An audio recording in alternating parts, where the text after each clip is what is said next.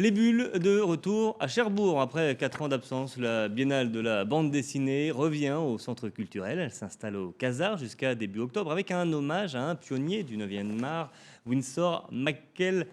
Sylvain Rouil, bonjour, on vous retrouve. Vous êtes sur place avant l'ouverture demain. L'installation de l'exposition se termine en ce moment même. Effectivement, Erwan, c'est le rush.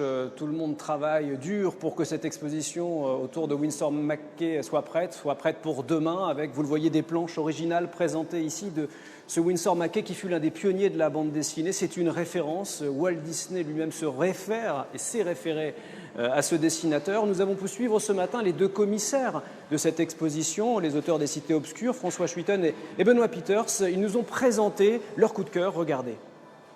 François Schuiten, Benoît Peters, deux références de la bande dessinée face à un maître du genre. Ils ont recollé des phylactères dessus. En 1905, Little Nemo révolutionne le 9e art, qui n'en est alors qu'à ses débuts. C'est donc cette histoire d'un petit garçon qui, chaque nuit, part dans le monde du sommeil, fait un rêve, parfois un cauchemar, et se réveille immanquablement au pied de la page. Et chaque page est une invention. Chaque page est un émerveillement, c'est ça qui est tout à fait extraordinaire. L'exposition rassemble pour la première fois 60 planches originales de Winsor McCay, l'un des pionniers de la bande dessinée, mais aussi l'un des inventeurs du dessin d'animation avec la mise en image du naufrage du Lusitania en 1917. C'est le premier dessin animé documentaire de l'histoire. C'est qu'il n'y a pas de caméras qui ont pu filmer ce naufrage qui a eu lieu très rapidement. Et Winsor McCay s'informe, fait des recherches, rassemble des documents, rencontre des survivants et raconte toute l'histoire de ce naufrage pour inciter en fait l'Amérique à entrer en guerre. Une référence à la guerre, un clin d'œil aussi au paquebot et à l'aventure transatlantique. Cherbourg retrouve son histoire et à travers cette biennale met le cap sur l'Amérique.